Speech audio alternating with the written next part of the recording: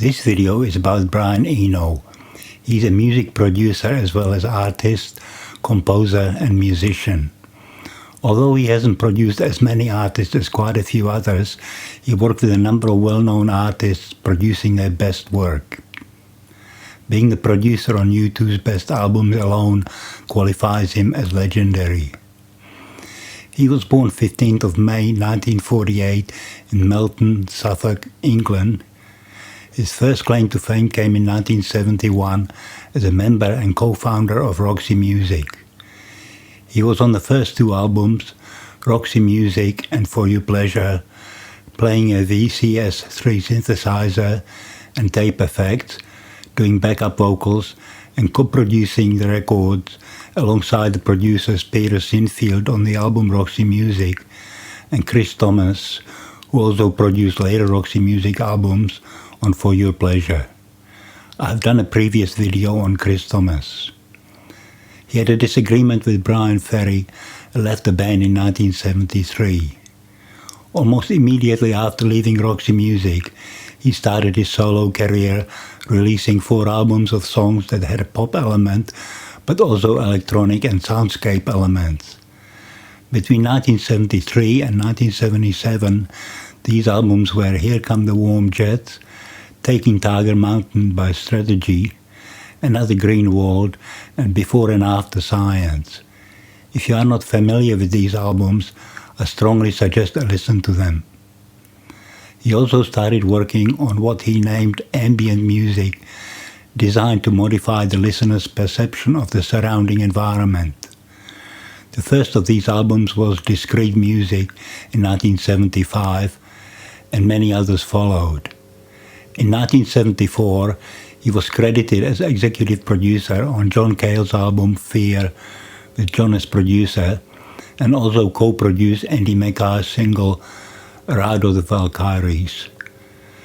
The first album with Eno credited as producer was Lucky Leaf and the Longships by Robert Calvert in 1975. Also in 1975, he produced Gavin Bryars' The Sinking of the Titanic, collaborated with Robert Fripp on the album Evening Star, as well as the album The Equatorial Stars in 2004, and Mark Nyman's album Decay Music.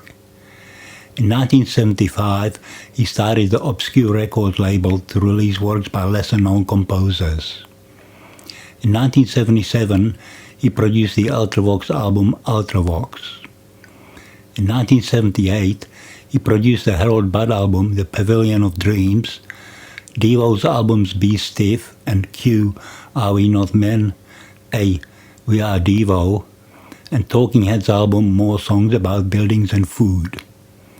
From 1977 to 1979, he collaborated with David Bowie on his album Glow, Heroes and Lodger, contributing as composer and arranger, ambient drone and guitar treatment. These albums are known as the Berlin Trilogy. He also produced Bowie's 1995 album Outside and co-wrote with him the 1997 song I'm Afraid of Americans. In 1979, he produced Devo's album Duty Now for the Future and Talking Heads' album Fear of Music. In 1980, he produced the Eddie Calfo album The Pacesetters, the Talking Heads album Remain in Light, and Ultravox's album 3 into 1.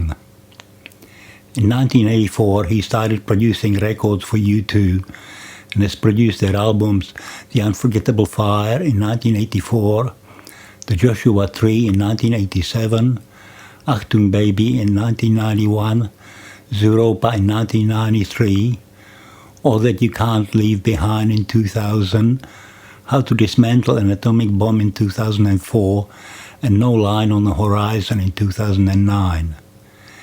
In 1988, he produced the television album Double Exposure, and 1989, Carmel's album Set Me Free, John Cale's album Words for the Dying, and the Zwookie Moo album Zwookie Moo.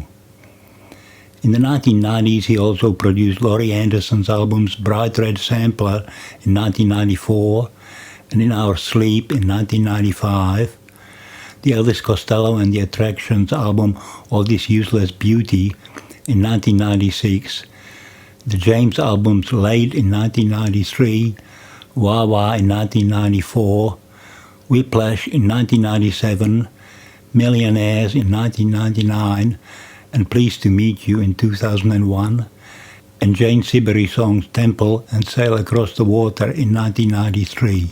Since 2000, he has worked on his own projects and also produced the Sichter album Now, Always, Never in 2000, Paul Simon's song How Can You Live in the Northeast in 2006, Grace Jones' album Hurricane in 2008, the Coldplay EP Prospect March EP, and the album Viva la Vida or Death and All His Friends in 2008.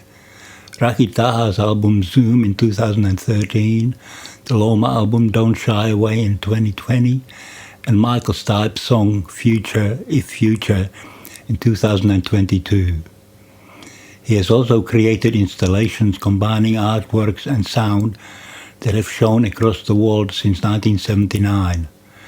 I was fortunate to see one of these in Sydney in 2009, which was part of the Vivid Festival.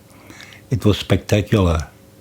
An unusual place to find his work was the 6-second startup music sound of Microsoft Windows 95 operating system.